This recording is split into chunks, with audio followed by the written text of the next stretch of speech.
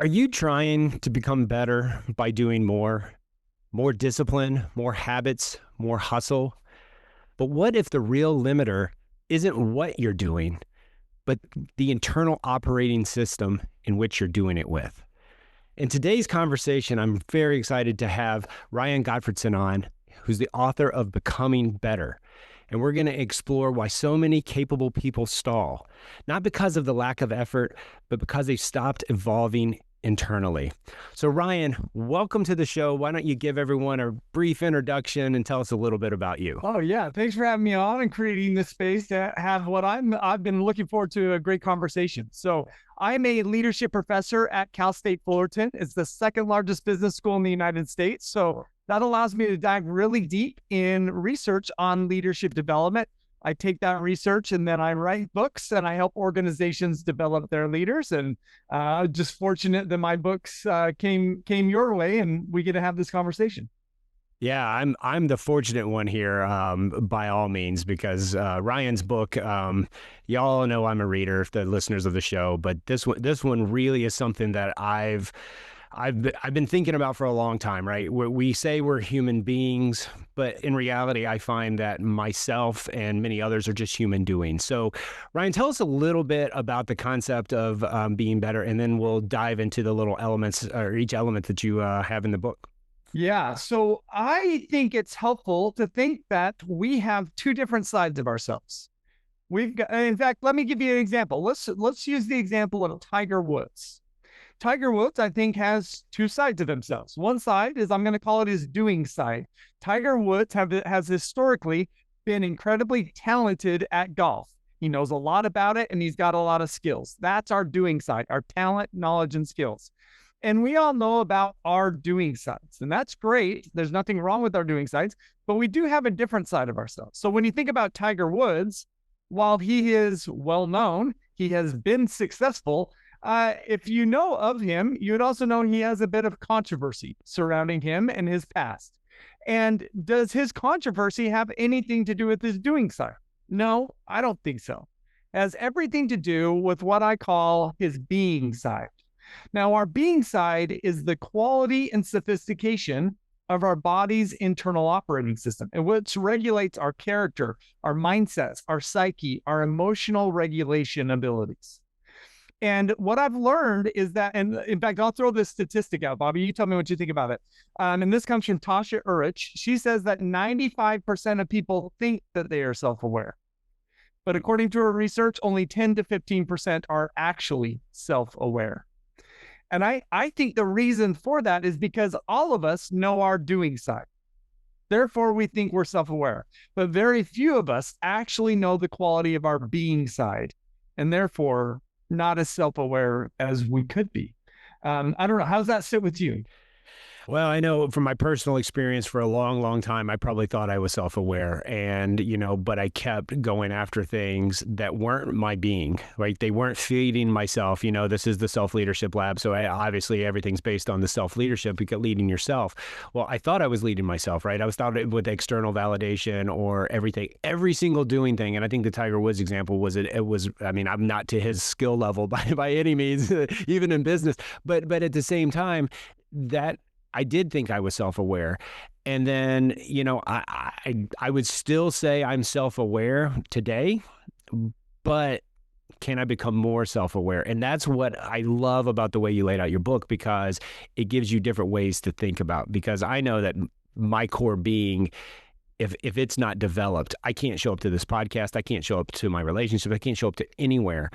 But then where sometimes you get caught up in the dogma and the education, where do you miss that piece? Does that answer your question? Yeah, no, I think that's good, right? And then let's explore just a couple of questions here. So if you don't mind doing that with me, is Yeah. rattle off of the top of your head, Bobby, what are some characteristics of really great people and leaders? What comes to mind for you? For me is the way they uplift people. Are they serving others? Or are they serving themselves? Now, I know as a student of leadership myself, most leadership is, the common answer is people who have attempted great things or done great things, right? Why do most people get promoted into leadership? Because they did whatever they did well, whether it's engineering, business, whatever, right? So I'm giving you two answers. I'm giving you my answer, which I want to look at the character of the person. Like, how do they live? What's their well-being like? Are they leading themselves? Are they showing up for others? But I also know that the most common answer is success in doing something, to use your terminology as well. Yeah, no, great point, right? Because, and again, there's nothing wrong with the doing, and generally, we all need that. Yeah. But I think what sets apart really great people, to your point, is kind of their motives, their intent, right? And if I throw out just some characteristics, emotional intelligence, resilience, authenticity, a willingness to be vulnerable, right? Those characteristics, when we look at those, like those are chief characteristics of really great people. And then we can ask ourselves, are those characteristics connected more to individuals' doing side or their being side?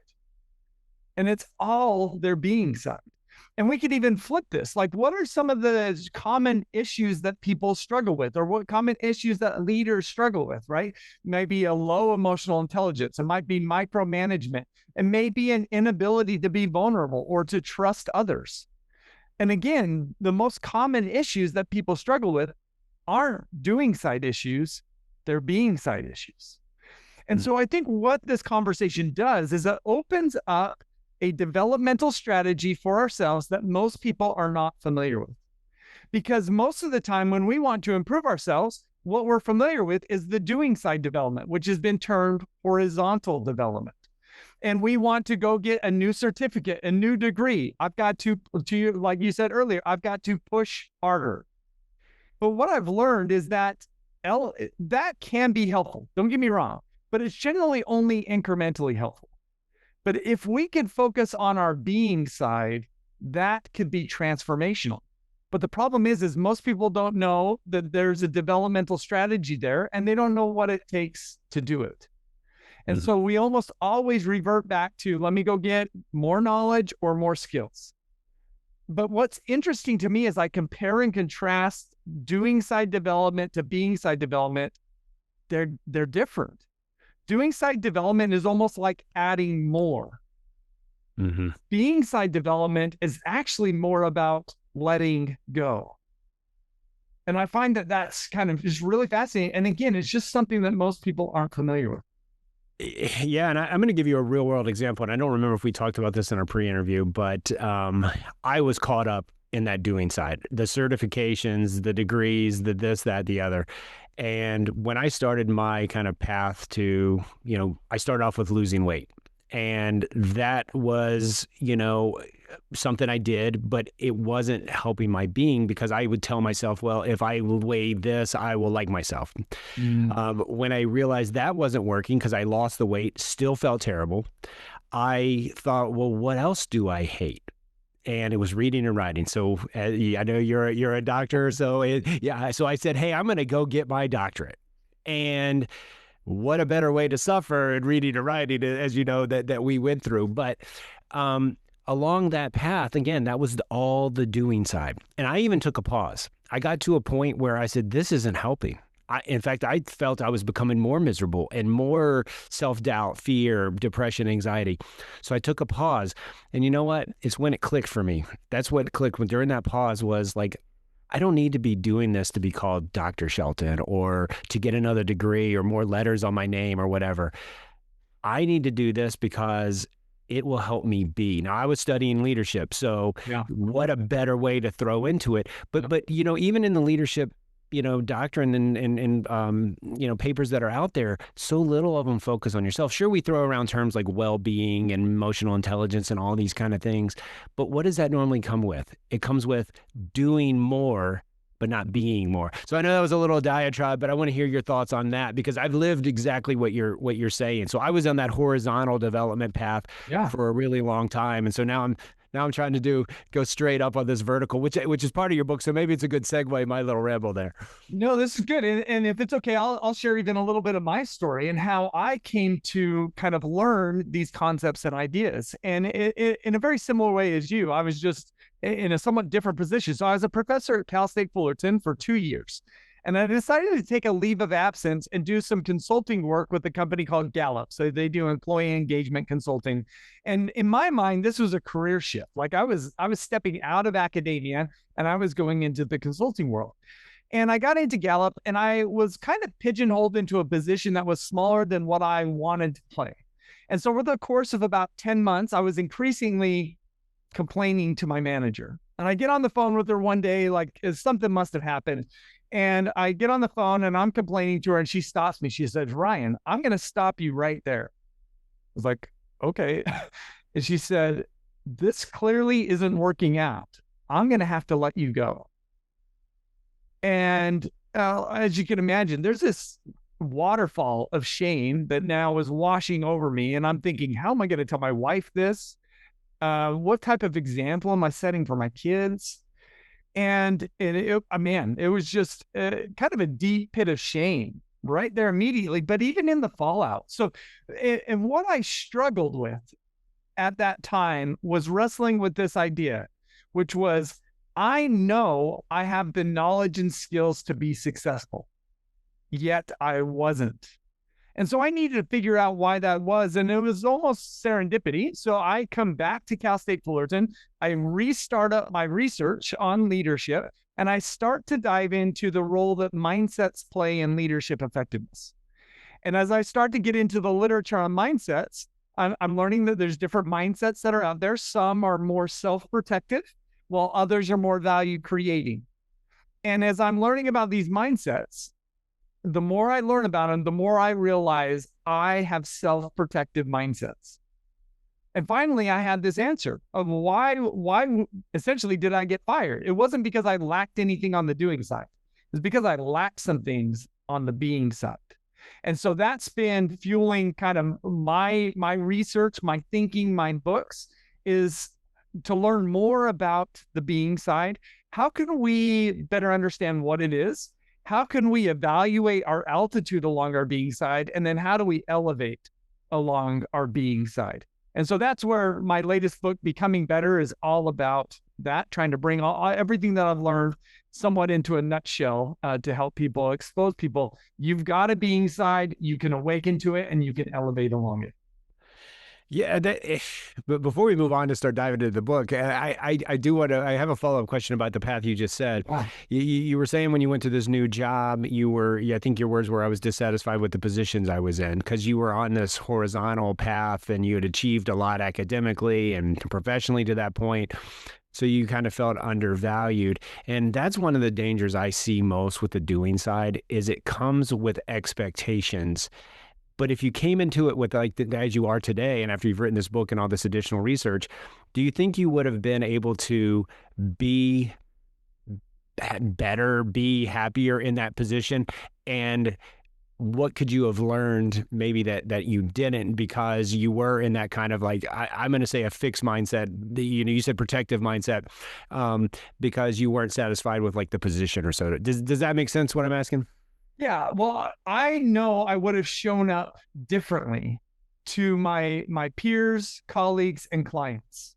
Because what I've learned is that when we show up in a self-protective way, we engage in a way that benefits us in the short term, but oftentimes that isn't what others want to see from us. And so what I realized is that because I was so self-protective, I didn't show up as a great teammate. I didn't show up as a valuable and trusted partner. And I think that was ultimately why I got fired, is because I was a little bit more concerned with me getting mine. And there's different ways that we can define that. That's kind of how it showed up for me, than I was about kind of adding value to the people that I was working with. Yeah. And so that's how it showed up for me. And I just know that if I had done this being work in advance, I would just show up as a much more valuable and trusted partner than what I did. Yeah, no, that's a beautiful story. And I often wonder when I read biographies and read about other leaders. I mean, you see so much turnover in the CEO ranks and leaders of organizations and that sort of thing. I wonder if they would have taken more time to become better, to work on their being side, like because I mean these are very skilled, innovative people that oftentimes do fail. In fact, I think we could probably talk about more failures at that highest pinnacle than we can successes. And that's one thing that I love to think how people think or learn about how people think, and this whole being because maybe it's close to both of us because we both experienced it, right? Because no matter what you do, if you don't be well, like you can not feel well but still be well. A friend of mine told me that one day. He's like, Bobby, you don't always have to feel well, but you should always try to be well. Mhm. And that really struck me because what did that mean, right? To load a statement like that on someone, but it snapped in my head like this is something I need to do. But yeah, so great story and great progressions. So walk us through a little bit about this vertical development because I found it super fascinating, and I think others will as well. Yeah. So get this. I'll throw you some percentages that I think are just absolutely fascinating. And that kind of explains the dynamic that you're articulating with leaders in particular. So what research has found is that we can evaluate our altitude along our being side. And there's a wide variety of ways to do that. One of the ways to do that comes from the field of developmental psychology. So developmental psychologists have long studied childhood development. And we know that children go through a number of different stages as they go from infants to adulthood. And for the most part, developmental psychologists have long assumed that adults don't develop in adulthood. But come to find out, they do. So what they've now found is that adults can develop. And in fact, there's three primary adult development stages. But what's really fascinating about this research is that while there are these development stages, they find that most adults never develop in adulthood. So what they find is we got these three levels, and I'm going to call them Mind 1.0, Mind 2.0, and Mind 3.0, because at each level, our bodies are wired to fulfill different needs. Okay. So I'm going to walk through some percentages for adults at large, and then I'm going to walk through some percentages for just leaders, executives. Okay. So if we look at all adults, what we find is that the Mind 1.0 level, this is where our bodies are wired to fulfill the needs of safety, comfort, and belonging. And 64% of adults operate here. They're wired to stay safe, stay comfortable, and to belong to the groups that they're affiliated with. So that's most people. The next level up is Mind 2.0, where we're wired to stand out, advance, and get ahead. 35% of adults operate here. And the top level is Mind 3.0, when we're not wired to stand in and we're not wired to stand out, we're wired to contribute, add value, and lift others. And only 1% of adults get there. So that's the percentages with adults at large. But when we look at leaders, what we find is that 7% operate at Mind 1.0, 85% operate at Mind 2.0, and only 8% operate at this Mind 3.0 level.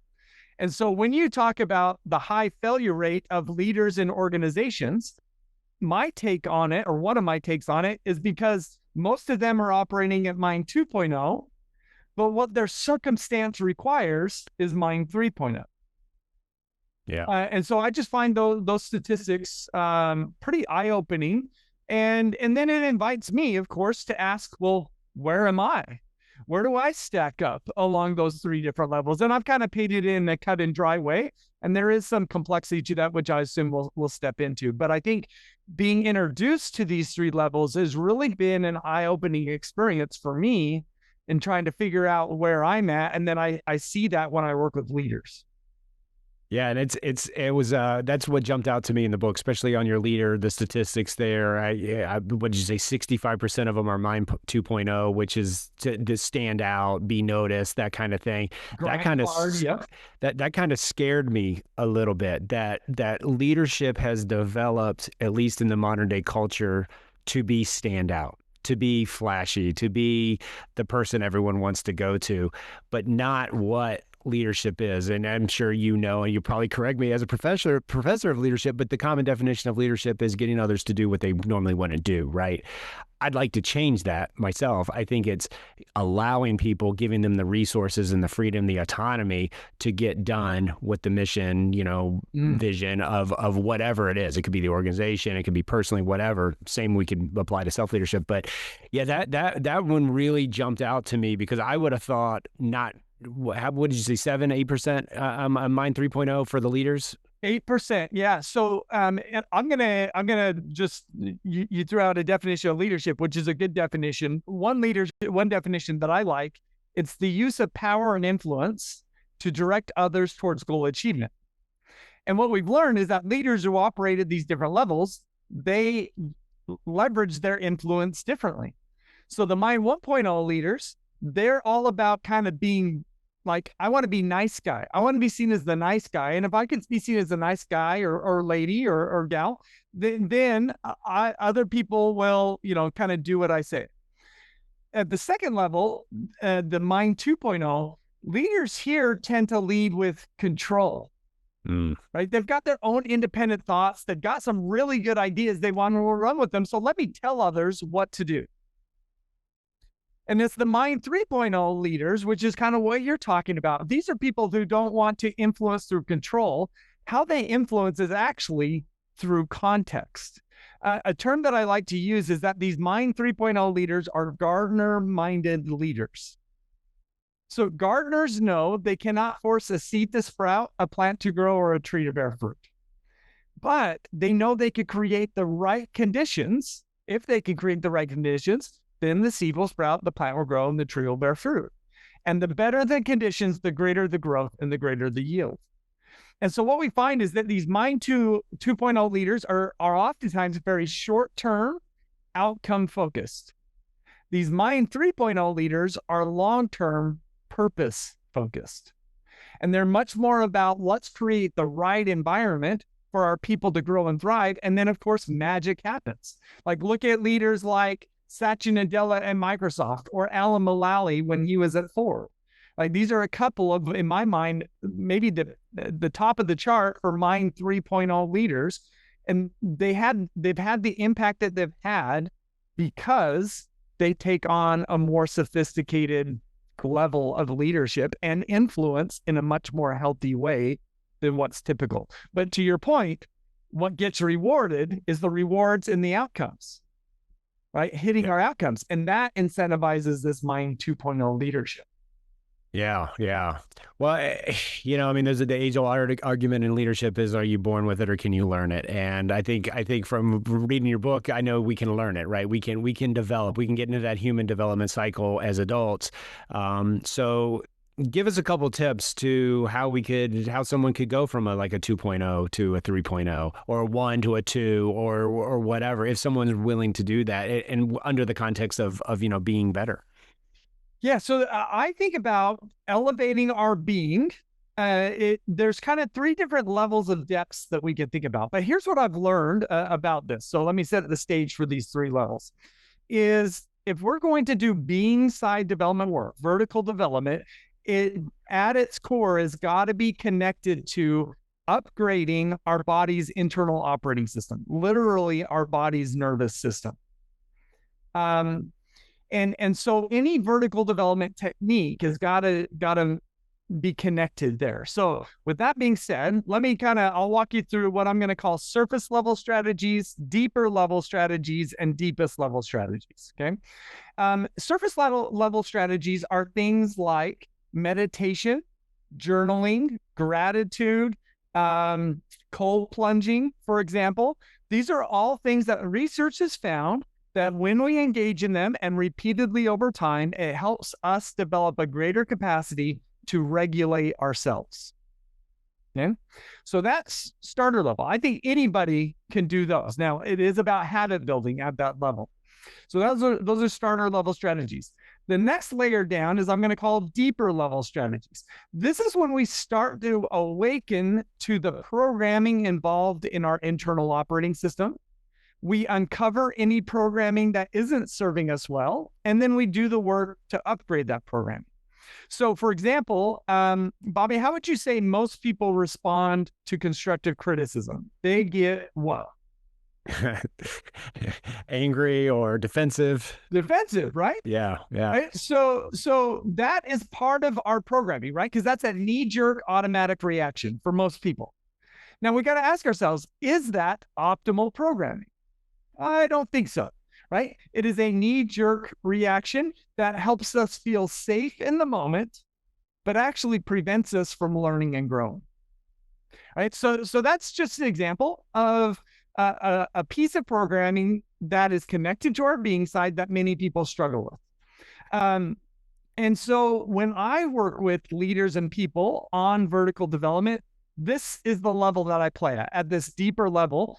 And I like to tap into the world of mindsets as a way to do that. So, for example, many of our listeners, I imagine, have heard of fixed and growth mindsets. And if I present to a room full of 100 leaders and I ask them, do any of you have a fixed mindset? I don't think that any of them are going to raise their hand. Right. Right. But what I found in my research is that leaders, almost the majority of leaders struggle with the fixed mindset. In fact, on average, I find that 60% of leaders in organizations have a fixed mindset. And that mindset is something that they are generally not aware of, but it serves them in that it protects them from negative emotions in the short term, but it prevents them from really leading a group or an organization effectively. And so that's the deeper level that the level that I primarily play at. So I do want to get to the deepest level, but before I do you want to dive in any other way at that deeper level? I want to talk about the mid-level there because the constructive criticism. I mean, you said 60% of leaders don't, practice or improve on that. And then, it's funny because you said that's about the same percentage of people that are at that, 2.0 level to begin with. But it's kind of funny because constructive criticism, it might seem as an affront or to knock someone down if the key concepts are to be seen, to be recognized, all that kind of thing. They kind of maybe see it as a threat. But it's kind of interesting because I would imagine most people at the 2.0 level are on some kind of horizontal path, making themselves better, skills, knowledge, abilities, those kind of things. And it's often weird to me because constructive criticism helps you in that area too. So it's kind of like where those two intersect, but yet it's like a dichotomy because people don't like it because it may make them look bad, but yet at the same time it can help them grow and get So that's what I took away from that kind of that middle one. And then of course the surface level things. Sadly, I mean, why I think they're all very valuable things. If you look at leadership and coaching and even like kind of like, I guess, motivational speakers or podcasts today, they talk about all of those things. I have a friend, we joke all the time, like, did you journal? Did you cold plunge? Did you sauna today?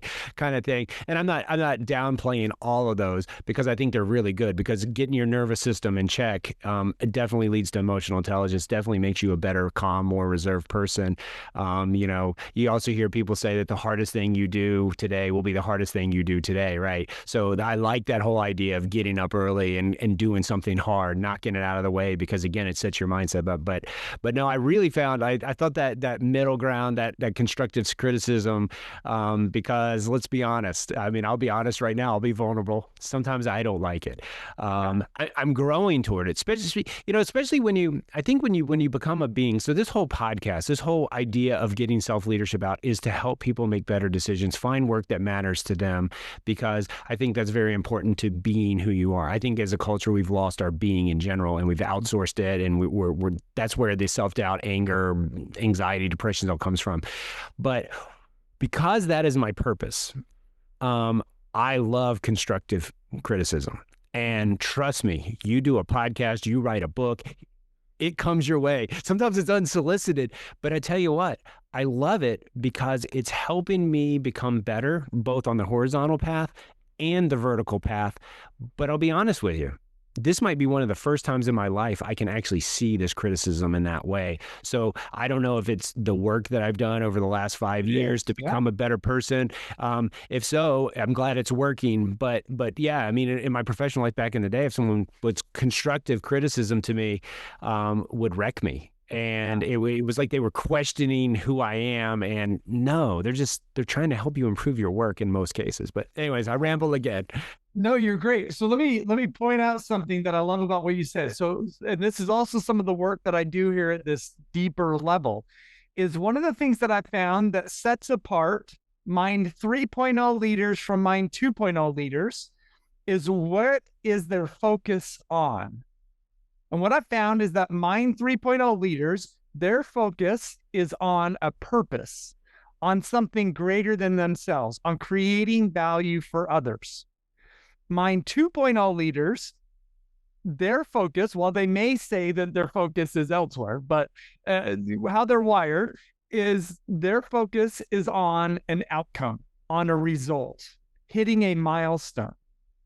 And when our focus is on a milestone and we receive constructive criticism, our body interprets that as this is a signal that I am off track. And then we're going to get defensive. Right? Mm-hmm. But if my focus is on a purpose and creating value for others, we have disconnected our ego from an outcome. And when we've disconnected our ego from an outcome, then when we receive that constructive criticism, we're like, oh, this is great because it's going to help me better fulfill my purpose. And so we create that space. So I find that at this deeper level, doing some purpose work is a critical part of it. And this is tricky for many leaders because it forces leaders to focus on something that they're not incentivized on. Because how are they incentivized? Hitting the numbers, getting results. But it's these Mind 3.0 leaders that are focused on something greater than the results. They're on a purpose, right? Results become now an indicator of, are we fulfilling our purpose?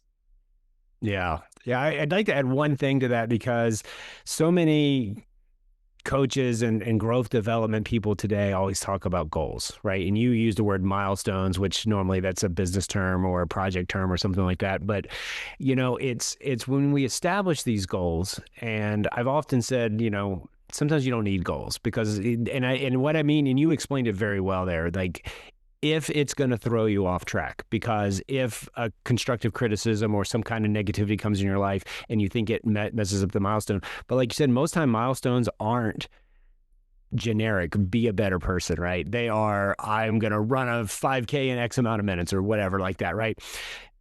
I think that if we could really goal set a little bit differently, that might be another key to help us in our development process. And I know that's not something you recommend, but I just wanted to throw it out there because I've talked before about goals and how I think goals can be dangerous.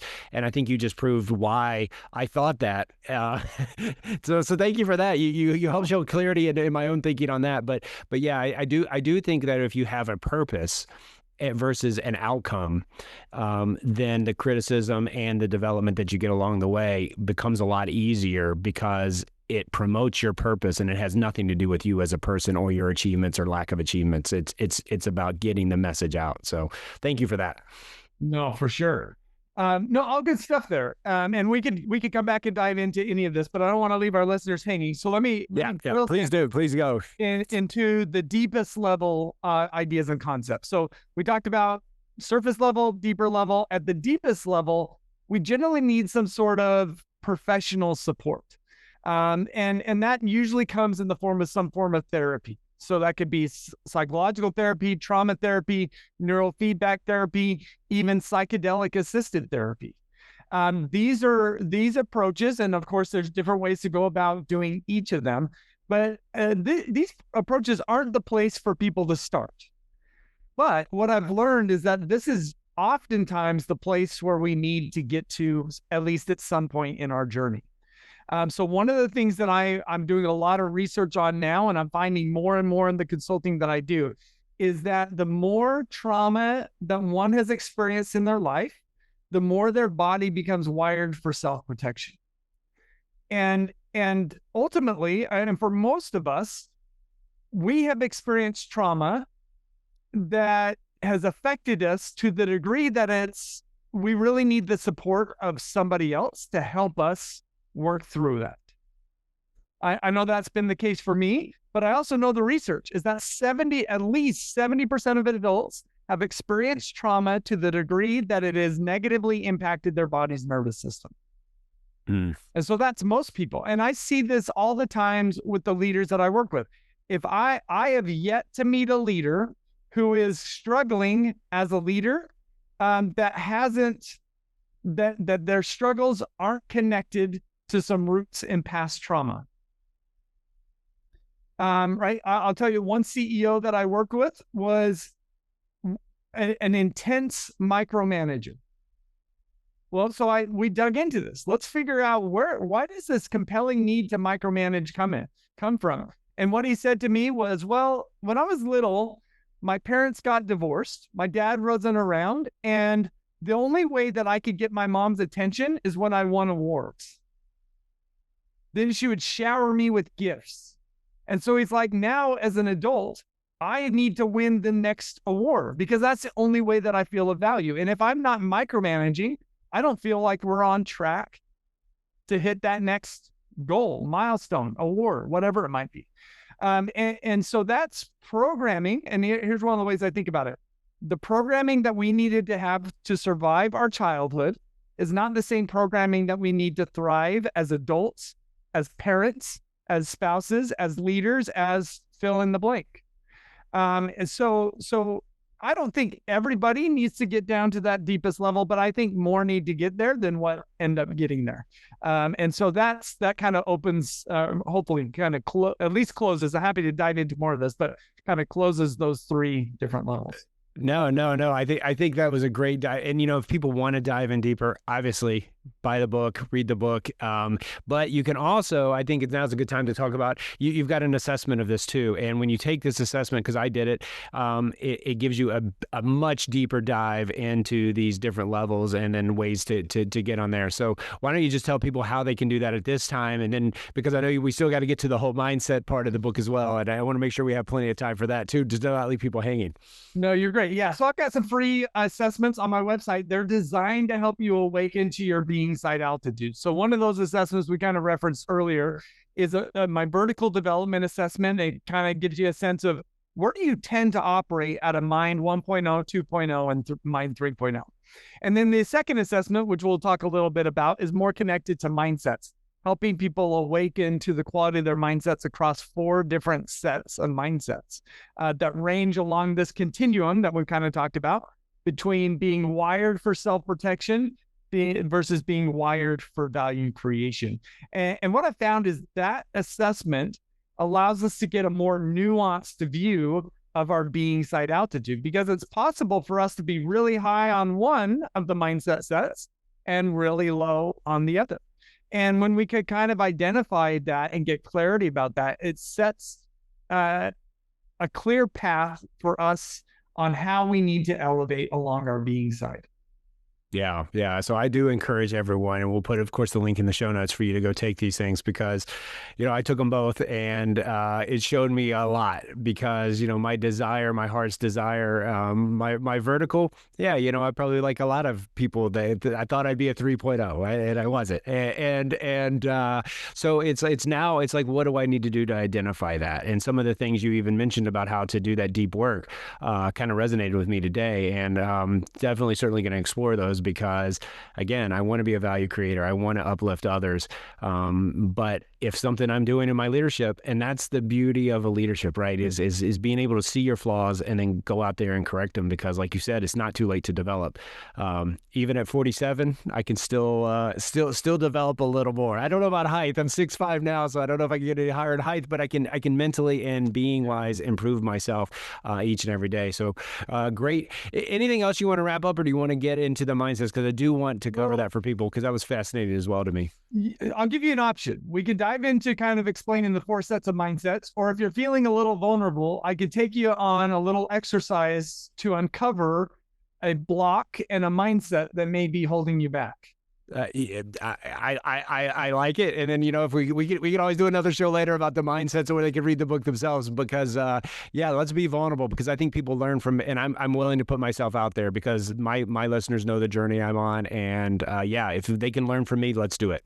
Okay, awesome. Well, I appreciate your willingness to be vulnerable. So I'm going to take you on a journey, okay? And it's going to be an introspective dive, but it's going to be a quick journey, okay? Yep. But I think we're going to uncover some powerful things. So in your mental mind, I want you to kind of recognize that we're going to look at 4 different layers within you, okay?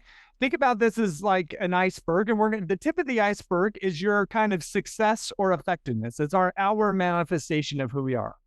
And what drives our effectiveness and success is our behaviors. Okay, and that's the next level down. What drives our behaviors? That's our thinking. That's the next level down. And what drives our thinking? That's our mindsets. Okay, so what I want to do is I want to take you on a journey where we dive down into each of these levels. Okay. Okay. And so to start at this top level, I want you to come up with an aspiration that you have for yourself. Anything come to mind? Like, I want to become a better fill in the blank, or I want to become more fill in the blank. Yeah, I'd like to grow this podcast to get the message of hope to 1 million people. Let's just say that. Yeah, I love it. So I want to grow the podcast. I'll just use that just as a simple way to say that. Okay, sure. All right. So that's the top level. Now we're going to use that as an anchor to start drilling down. So at the behavior level, what comes top of mind when I ask you, what are you currently doing or not doing that's preventing you from growing your podcast? Well, what I'm currently doing is I study it. I'm doing the podcast. What are you doing that's holding you back? Oh, that's holding me. Things, yeah. What are you doing that's preventing your podcast from growing more?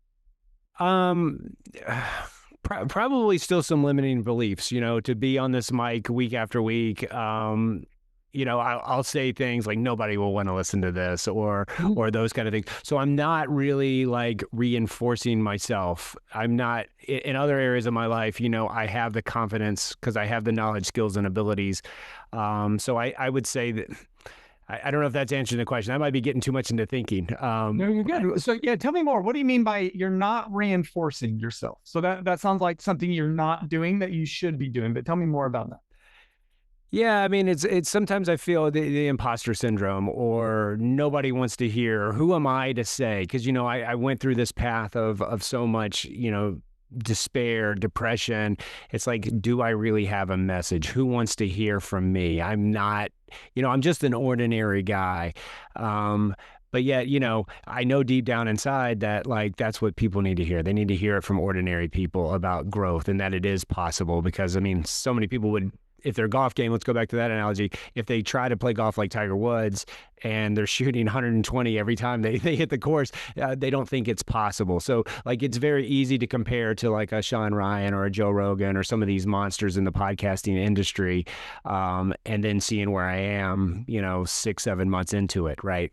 Does that explain it a little better? Yeah, no, that's great. So I wrote down a few things that you tell me if I'm off base with any of these. So you said you're not reinforcing. But I also got the sense of you're not asserting yourself as you could, or you're not being as bold or as kind of proactive. Yeah. And so sometimes like my true self doesn't come out, right? It's like you get that mic in front of you, especially on SoloCast, and I've gotten feedback that, hey, the funniest one was, hey, sometimes they seem like a hostage video. Can you blink to let us know you're okay, kind of thing. And again, it's because you can see now when I interact with someone else, I'm very animated and use my hands and talk like that. But then sometimes it's like that, and that's a blocker because obviously I see the end product, I listen to the end product. And it's like, the development piece to become more of me might be something that I avoid a little bit because it's difficult, right? And it's also like, I don't know what to do. Like, do I go to a speech class? Do I go to a Toastmasters? Do I, how do you develop yourself? It's almost like where you want to go, but you don't know how to do it. So you end up doing nothing. And so maybe that helps a little bit. Yeah, no, this is great. Okay, so I've got another question. You did mention some things, but I want to ask it in a different way, and some of the things you just said might come forward. So, what we uncover, right? We started at the top level. We got your aspiration, which is to grow your podcast, and then we dropped down into the behavior level. And one of the things that you said was you're not asserting yourself. Is that a good way to summarize that? Yep, fair. Okay. So that's at the behavior level. And I think that most development programs kind of stop here. Is they kind of say, well, let's identify what you're not doing, and then Bobby will start doing that. You got to start asserting yourself. Absolutely. And it's not like that's wrong, but it's short-sighted because there's a reason why you're not asserting yourself to begin with. And so that's why we got to drop down into the deeper levels. So let's now drop into the thinking level. And there's going to be multiple parts to this, but I'll kind of walk you one step at a time. So when you think about, okay, you're not asserting yourself, I'm just going to simply ask you the question, why? Why aren't you asserting yourself? And I just want your top of mind responses. Fear. Fear of what? Probably fear of looking foolish or not conveying the message or allowing my lack of skills to get in the way of the message. My lack of production, all of those things kind of bother me, like, because I never want to be a stumbling block to anyone or do the opposite of what my true goal is. Good. Wow. Awesome. So you got pretty right where you're at. We're really deep, right? In just a few minutes, we've gotten there. Okay. So one, thank you for being open. And you jumped right to it, right? So usually my first step is why, and we kind of play around a little bit. And then I say, well, we're going to look at your explanation, kind of two sides of the same coin. One is fear, or what I'll call a pain that our body wants to avoid. Mm-hmm. And then the flip side of that is a commitment. So what I've heard from you is that the pain your body wants to avoid is you want to avoid looking foolish and feeling exposed. Okay. Yeah. That makes sense? Yep. Absolutely. Yep. Makes sense? Okay. So if your body wants to avoid that pain, that means it's committed to the opposite. So if you're wired to avoid looking foolish, you're committed to looking on top of things, like you're on top of things. Yeah, that makes sense. And then the next one is, okay, if you've want to avoid the pain of feeling exposed, you're committed to kind of bottling yourself up in certain situations. Yeah. I mean, makes sense. It's the opposite. So yeah, you're right. My brain's protected me from that pain, and yeah, maybe that is. Yeah. Yeah. So this is good. Really good. We get some really good insights when we uncover these commitments. So what I've got is you've got the commitment to look like you're on top of things, and you've got the commitment to, I'm going to phrase it as not being too loose or seen as too loose, right? Yeah.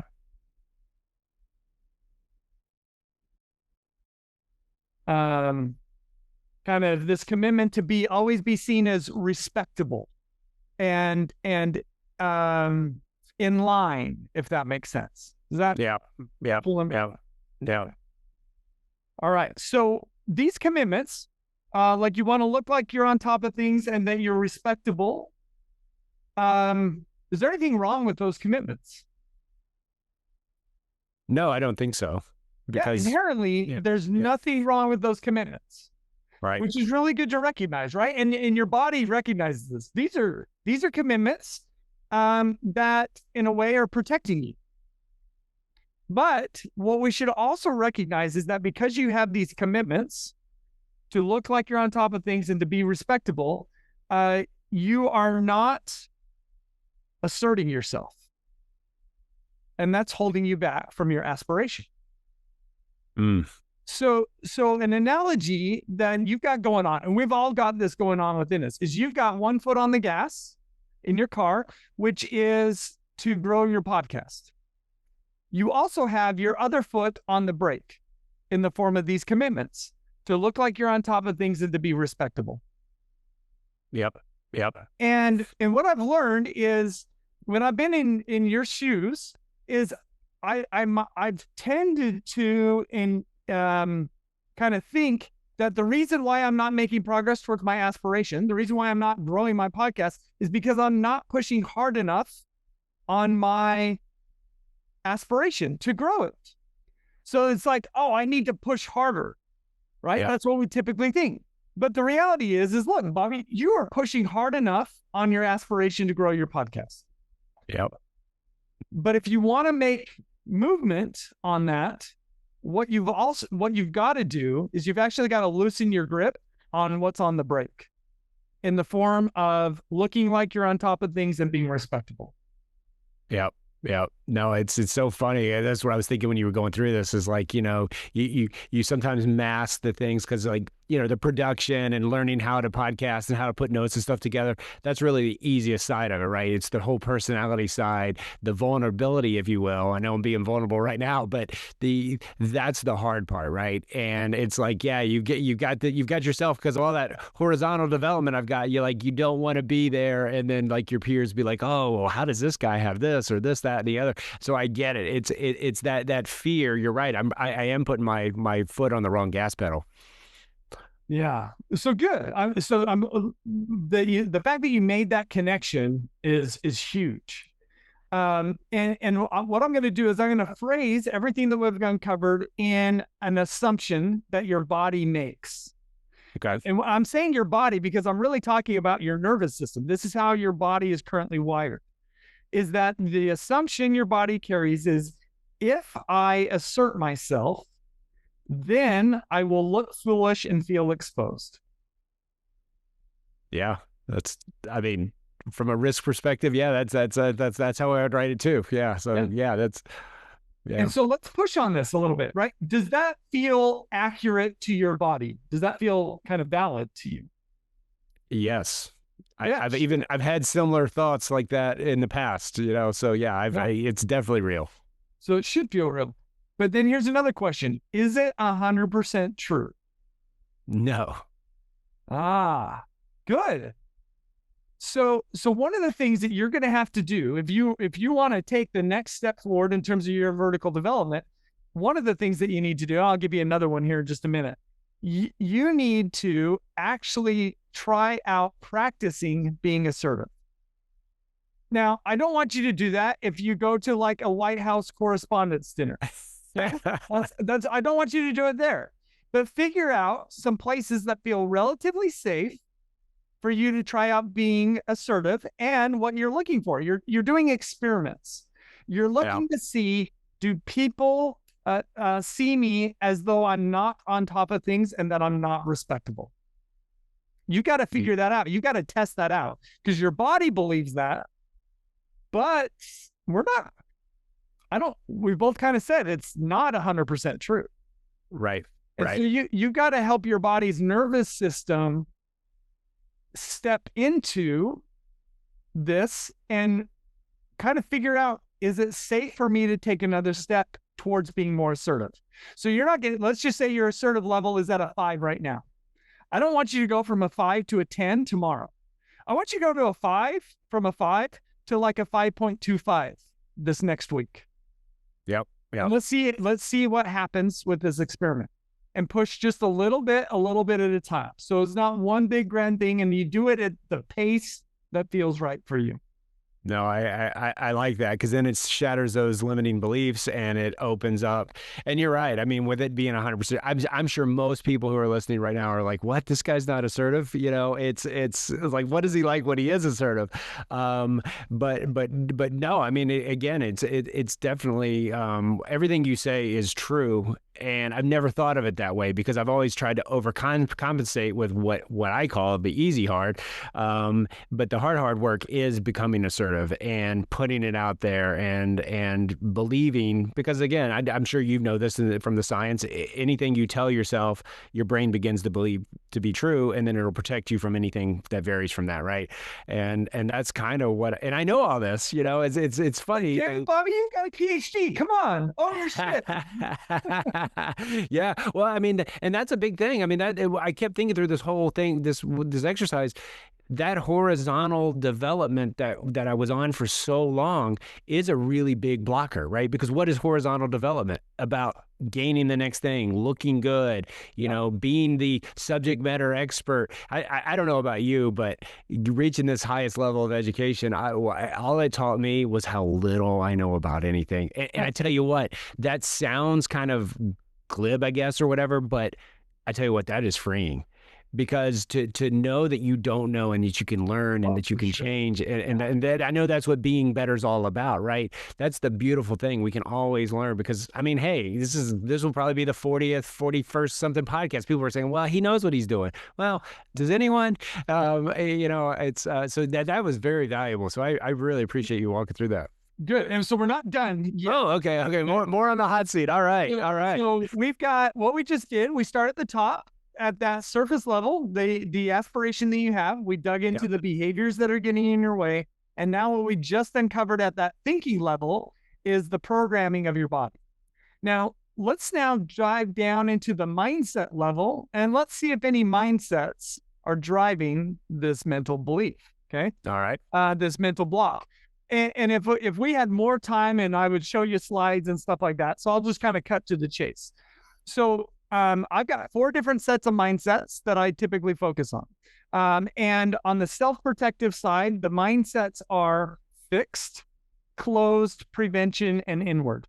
And each of these mindsets, when we have them, they drive certain fears and certain commitments. And so when I look at the fears and commitments that you surfaced or the pain we're trying to avoid, so you had I don't want to look foolish, I don't want to be exposed. That aligns really closely with the fear that is driven by a fixed mindset. So when people have a fixed mindset, their bodies are wired to want to look good and to not fail. And so this might be a little bit of a surprise to you because, Bobby, I looked at your mindset assessment results and you were on that scale from fixed to growth. It came out as really strong growth. But and I'm not saying you don't have a growth mindset, but in the case of this aspiration, there's a fixed mindset at the root that is playing a role in this. So what I've learned is that we, in different contexts and situations, some of us, our body could take different mindsets in those types of situations. And so at the root of this, and if we had more time, we could dive into it more deeply. But at the root, what it appears to be is a fixed mindset that's driving this mental block of, if I assert myself, then I will look bad and others won't respect me. Yeah, I like a couple of things there. I really like that because, like you said, a fixed mindset in a lot of things I don't have, because I've done a lot of work to be more open. Like I said, not knowing anything, how can you really have a fixed mindset? But this one, I think, is, I don't know if you know my whole story. Part of my journey was I used to weigh 354 pounds. A lot of times I still see myself as that, right? So that fixed mindset of the pain, the agony, all those kind of things that caused me now translates into this, because now you're exposed, right? Just as your weight and the way you look, like you said, is exposed. How more exposed can you get than doing this? And so I can really see that. So probably the fixed mindset is, hey, you're still this scared little guy who didn't have a podcast, talked about doing a podcast. Even though I'm doing it, I haven't made that connection yet. And I mean, that's how I'm reading into it. I might be overreading it or trying to make it fit me, but it makes complete sense to me. And like you said before, it's not 100% true. It might only be 4 or 5% true, but yet I'm treating it as it is. It could be 70% true. We just don't know, right? Right. But I'm treating it like it's my North Star, my vector on everything I do. But in reality, it's not, because, I'm here right now. I'm assertive. I'm animated. I'm vulnerable. I'm all the things that, like I said, pulled me back. but yet at the same time, you put me in the right situation, I can do it. So now I've got to find the work to put it when there isn't someone across the mic or across the screen from me, and build on that confidence versus those early ones where it did kind of look like a hostage video, and I was talking weird, and but again, that's all part of learning, right? That doesn't define who I am. That's just part of the process, right? So Yeah. very valuable. What I just walked you through is probably the best vertical development exercise that I've been able to find. There's others out there, but as you can see, and of course we could have spent a lot more time on this, but really in a course of about 15 minutes, we were able to get pretty deep and get to a level where I think, given what you've said, where you got some really deep and valuable insights related to not just what you need to do, but what shifts in your programming that you need to make to become more of the person that you want to be and have more of the impact that you want to have. So hopefully you feel that way. And if we need to, follow up outside of the podcast. Yeah, no. I tell you what, that is so beautiful. And I think it drives home the whole point of being better, right? Because, this example that we just went through, it has nothing to do with me being better.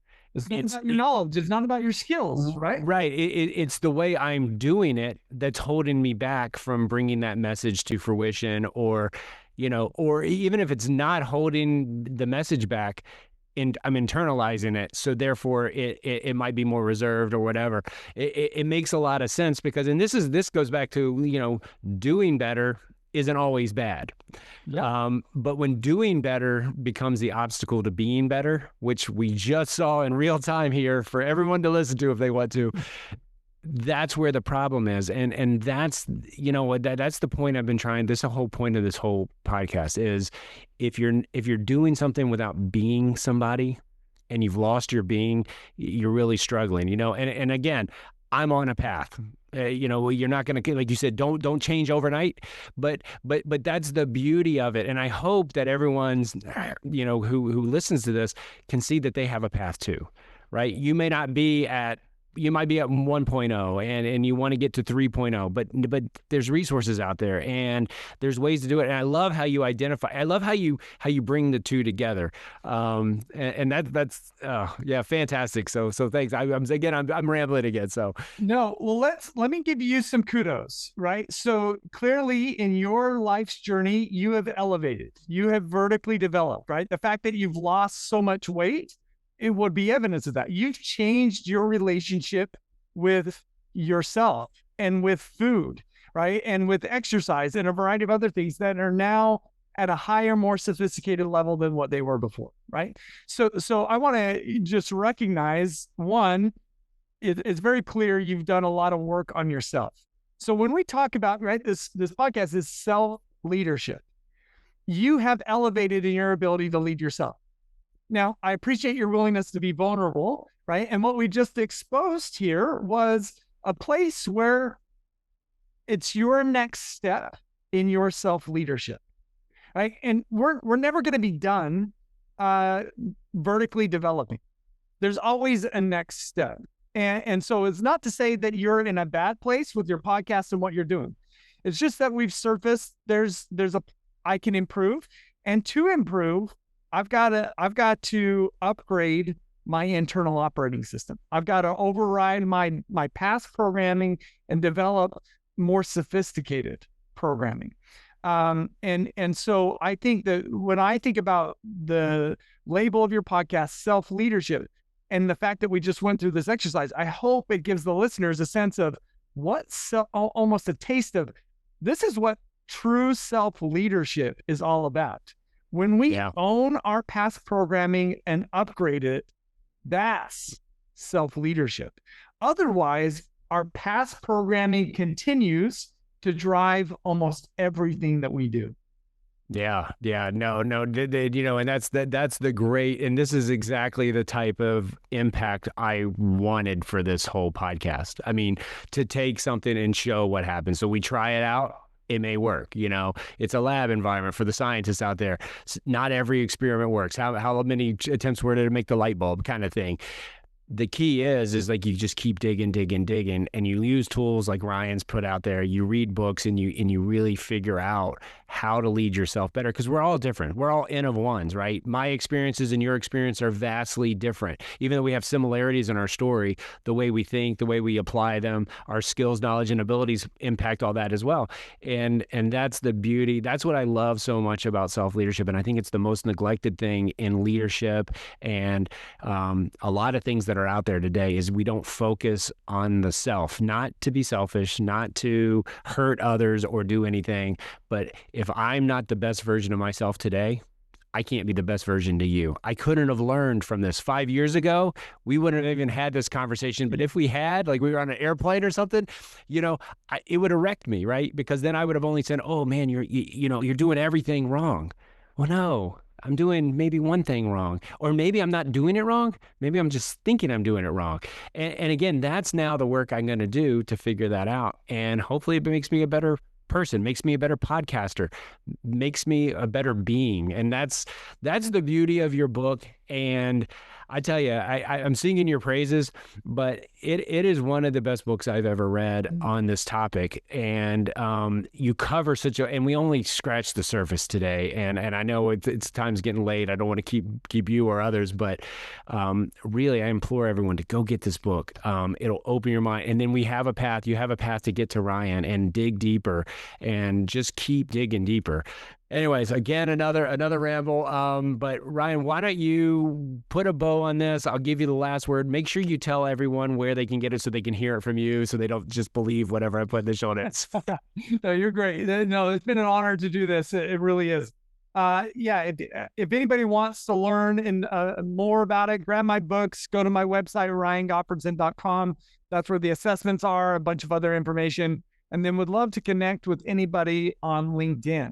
If I could draw just a bit of a bow, I think the thing that about learning about vertical development and doing it myself and knowing that you've done it and how I see it in others, one prominent message keeps coming forward for me, and it's really meaningful to me. And the message is that vertical development at its foundational level is about healing our minds, our bodies, and our hearts. And it is healed people who lift the world. And so ultimately, this is foundationally about healing. So I hope if you're listening to this, that it opens up, as we mentioned earlier, a new developmental strategy for you becoming your best self. Ryan, it's a great way to wrap it up. Again, I thank you so much for not only being here today, but for all the research and work that you've done on yourself and then sharing that with others, because that's how we self-lead and then help others get better. So thanks again for coming on. And for all you listening, I hope you enjoyed this as much as I did. I found this very insightful, and I know we used me as an example, but apply those lessons to you. Learn to lead yourself. I know I certainly have some work to do. I'm going back to the lab to make myself better. So hopefully we can get better on this. And if you find ways that I can make it better, give me some constructive criticism, because I'm ready to take it, because I want this to be about this community, because I truly believe if we lead ourselves, the world can be a better place and we can show up and love others. So again, Ryan, thanks again to all of those listening. Have a wonderful week, and I look forward to speaking with you next time and learning with you and making this just the greatest thing we can make. All right. Thanks, everyone.